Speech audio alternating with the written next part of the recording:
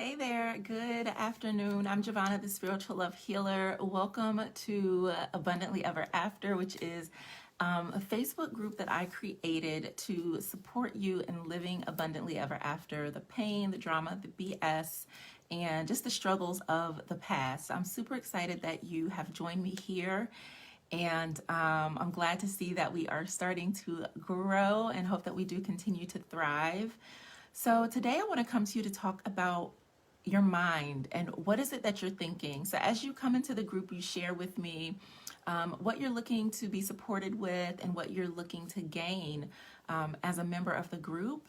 And so one way to do that is to participate. That lets me know what content is working, that you're actually being supported and getting the help that you seek. So that means a lot to me to see you posting, commenting. If you're having trouble with something, ask questions. That way I'll know where I can provide some input and support. I'm still gathering the foundations of this space together, but I do intend on being more present. I'm sharing more information and doing some teaching in here as well. So let me get a little comfortable. This is going to be something that you see me in a lot. It's one of my favorite hoodies, and since the season is changing, you'll probably see me wearing this as like my new uniform. But let's talk about thoughts. There are so many quotes about thoughts. There's thoughts are things, and you know, what you focus on grows. What you focus your attention on grows. One of the big revelations for me, and even recently I was reminded of this because I'm also working on living abundantly ever after. Where I am now is great compared to where I was, 5-10 years ago. And where I'm at now is completely different from where I desire to be. So there's a space of potential that I'm needing to work through in order to get to my goal of abundantly ever after. And some of that is my business being successful. I'm a full-time business owner, and it's hard. And I'm a single mom. And so I want to increase my income to a certain level so that I feel secure and stable. Another aspect of that is I want to move to Costa Rica. My mother is from Costa Rica. Her family is from Costa Rica. And I've had this tugging at my heart to move there for a very long time. I even remember when I was a child, like I would say, like, I'm going to move to Costa Rica. And initially, I was going to retire in Costa Rica. But then I realized, like, I haven't worked in corporate America since 2018. But when the economy crashed around 2007, that time period, I went through job after job after job and just kept getting laid off from places. And I was like, there's no retirement in my future. This is not stable for me. And I knew that I had a calling to be of service and support to help other women, and I feel like men as well, but to just help people heal, because so many people are hurting from, not only just, bad or toxic, unhealthy relationships with other people, but within themselves. So those are some of my like abundantly ever after missions and goals. Another one is to develop my dream body. I want to really transform my physical body into the vision that I have for myself. So those are some of the things that I'm working on. And whenever we are working on or doing something new, it's so, so, so important that we pay attention to our thoughts. So if you have a goal and your goal is around money, becoming financially stable, making more money, letting go of, your current beliefs around money, it's going to be so important that you become aware of what you're thinking about money, what you're doing when you receive money, how you're feeling around money. Because the more that you tune in, the more that you become aware and you're able to make conscious decisions. So let me explain what I mean by that. We were taught things about money, about ourselves, about relationships, about how we're supposed to act and what we're supposed to do our whole entire lives. Whether we were taught right or given misinformation or learned things the hard way or taught wrong, those things affect us. And so we are in our older ages, right? We're adults now. And a lot of times we are operating off of beliefs and habits that formed when we were children.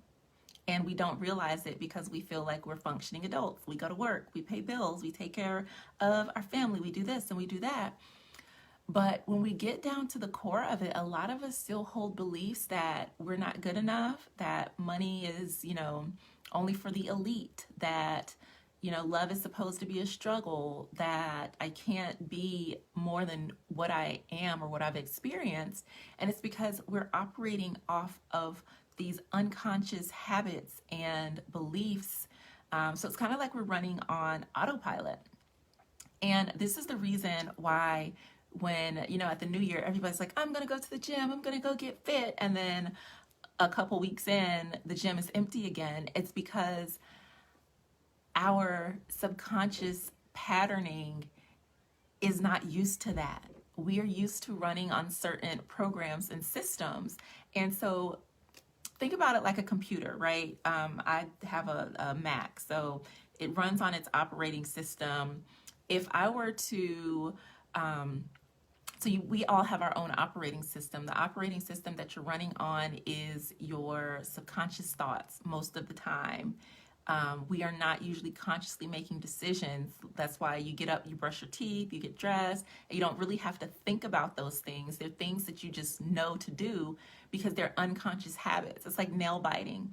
If you bite your nails, you don't really think like, oh, look, I got to bite my nail. You just do it because it's unconscious. And then you might be like, wait, like, why am I doing that? Like, I don't want to bite my nails. I want them to grow. So then you become conscious that you're doing it. So if your computer is running along on these scripts that are keeping you comfortable and safe and doing the things that you've been doing your entire life or most of your life, it's keeping you within your box, your bubble. And so when you're like, okay, I'm going to introduce the gym into my habits, I want to do this, your subconscious looks at it like, oh my God, that's a virus. Like, we can't do that. Like, go into the gym. What? Like, no, we don't work out. Don't you want to watch Netflix? Look, here's some chips. Oh, let's make your mouth is watering. Aren't you hungry? Yeah, you ate already, but that's okay. You can eat something else. So it acts almost like a virus because you're not used to it. It feels uncomfortable. It's a drain. And so you start to think of either you procrastinate or you start to put it off. Like, okay, well, I'll do it later, right? Or it's like, wow, like this is so hard. My body's so sore. I think I'll skip a day. And what winds up happening is that uncomfortableness that we feel, the discomfort of doing something new, is what stops us from doing something new. So that's why being aware of our thoughts and what we're thinking and how we're feeling is important. A lot of times we are not aware of it. We think like, I'm just tired today, so that's why I didn't go to the gym. No, we do a lot of things when we're tired. We can go grocery shopping. We can watch a movie. We can get extra energy to like have a long conversation with our friend. We get the energy to go make a snack. We can do a lot of things when we feel tired. And so when you have a thought and like I said, I am going to work out today, and then you feel the resistance to it, it feels so hard, it feels like, why? What's so hard about it? So if you start to have conversations with yourself, why am I resisting this so much? What about this is really hard? Is there something that, like, you start to question it instead of just giving in to the procrastination or the, just like giving up on it? You have to become aware of what you're thinking so that you can change your thoughts to create new healthy thoughts, which will lead you to make new healthy choices.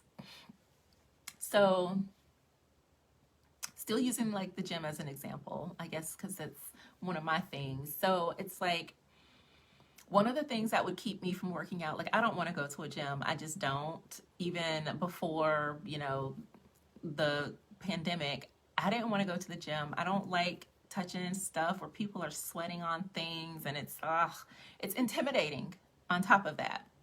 So I purchased like a couple different fitness programs or apps. One of them is a dancing app. So I was like, I want to do something that's fun, that doesn't require me to, have to go purchase weights or anything. I bought like some bands and like a fitness bar with tension so you can, do different exercises and stuff with it. So I made it easy.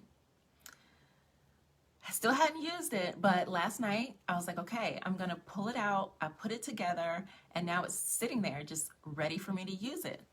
So it's like I started making things easy. And one of the things that I did, because I knew I was gonna have resistance to doing this, was like, I'm gonna make sure that I walk every day. If I don't walk, then I'll make a commitment to work out. But I'm gonna do one of the two each day to create this new habit. So today I was procrastinating a little bit.